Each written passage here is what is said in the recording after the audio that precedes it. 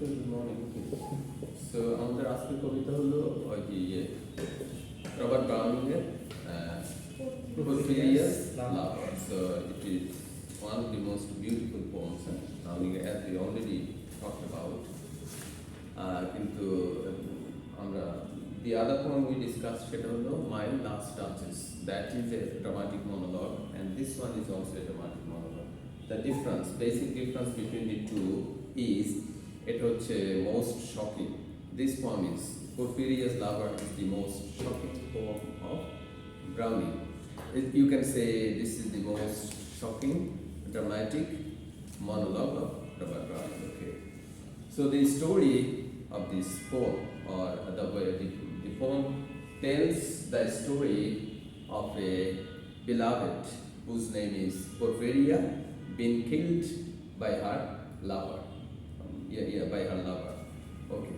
So the setting is a cottage in a rural countryside, and in a stormy day, the beloved visits the lover in a countryside in a cottage, and out of a storm, the beloved comes in the cottage and she is soaked, and she enters into the cottage, and she makes a fire to agun jalay roomtake to warm the room, to warm the cottage, and then she expresses herself. She offers her bare shoulder to her lover, and she tells him how much she is in love with her lover. And at a certain point, the lover realizes that she loves him completely. Worships, the word worships is used here to mean love.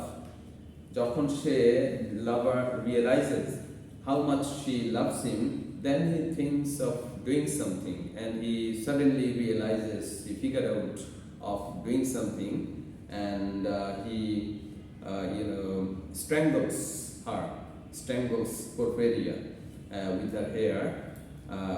তার গলার চারপাশে তার চুলটাকে twisted, মানে he twists her hair around her neck 3 times and then strangles her and then kills her. This is the story. So by doing this, the speaker is content that now she is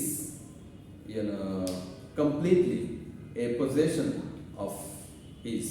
এখন মানে she is not going to be possessed by any person in the society, because in the cottage she also shares the strictures she has overcome to be with him. তার সাথে চলার জন্য যে সমাজের যে strictures গুলি আছে, ধরো pride বা other constraints of the social constraints that get in the way of two lovers getting together, একসাথে হওয়ার ক্ষেত্রে সমাজে যে প্রতিবন্ধকতাগুলি আছে, তো সেইগুলি থেকে সে এখন মুক্ত, এখন কিন্তু সে একেবারেই তার। So the speaker in this poem, the speaker wanted 2 things. Number 1, he wanted her to be only possessed by him, and number 2, he wanted to capture the moment. So because he wanted to capture the moment of their intimacy, so he killed her.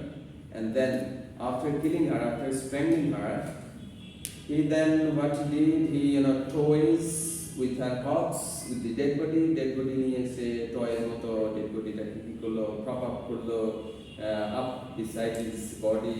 তারা দুজন একসাথে সারা রাত সেখানে বসেছিল. The whole night he passed this way with the dead body. And finally, he makes a concluding remark. Remarkটা হলো এরকম যে God has yet to punish me for this murder. এই মার্ডার জন্য God এখনো তাকে শাস্তি দেয়। So we find the Christian element here in the concluding line of the poem as well. But the theme হলো এরকম. So the themes of this poem are number 1, love, and number 2, sensuality, and number 3, control, as we have found with the other poem as well. In my last touches, the control, domination, and then madness, right? So we see the psychopath here.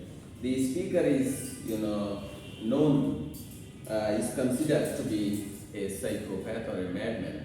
So these are the common themes of this poem. এখন কবিতাটা একটু recite করবো one by one. Okay, then you need to read the poem. Okay, let me begin first. Okay.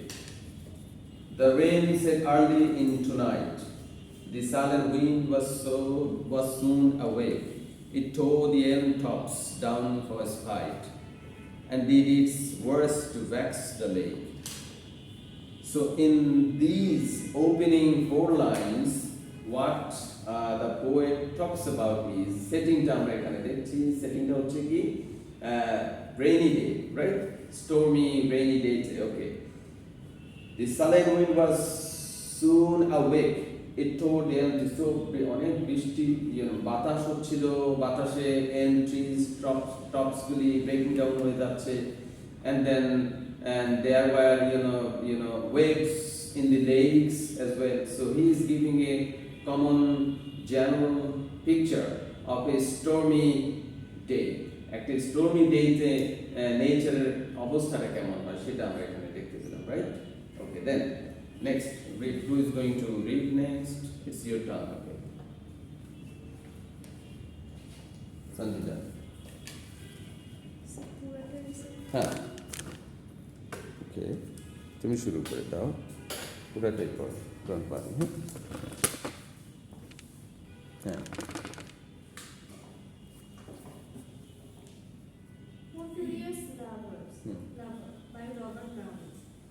The rain set early into night. The silent wind was soon awake. It tore the elm tops down for spite, and did its worst to vex the lake. I listened with heart fit to break.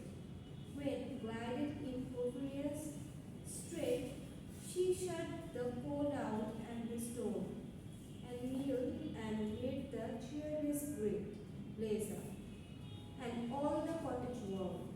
Which done, she rose and from her form withdrew the dripping frock and shawl, and laid her soiled gloves by, untied her hat and let the damp hair fall. And last, she sat down by my side and called me. When no voice replied, she put my arm about her waist and made her smooth white shoulder bare, and all her yellow hair displaced. And stooping laid her cheek lie there, and spread over all her yellow hair, murmuring how she loved me, she too weak, for all her heart's endeavor to set its struggling passion free from pride and greater ties discover, and give herself to me forever.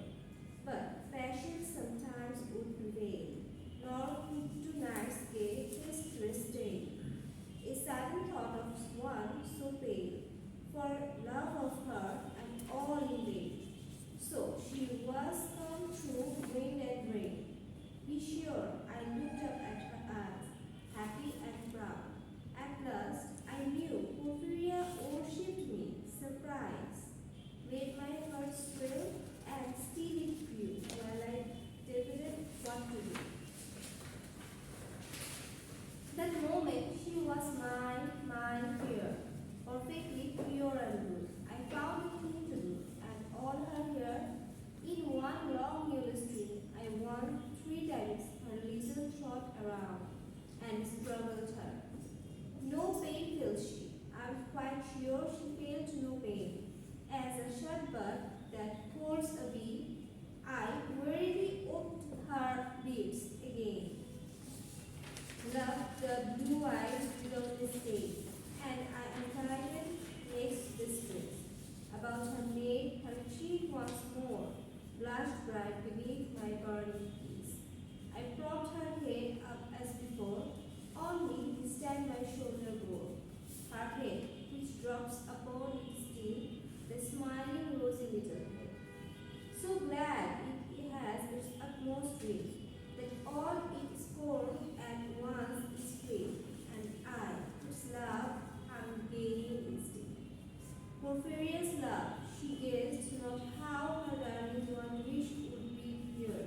And thus we sit together now, and all night long we have not stirred, and yet God has not said a word. Good. Thank you.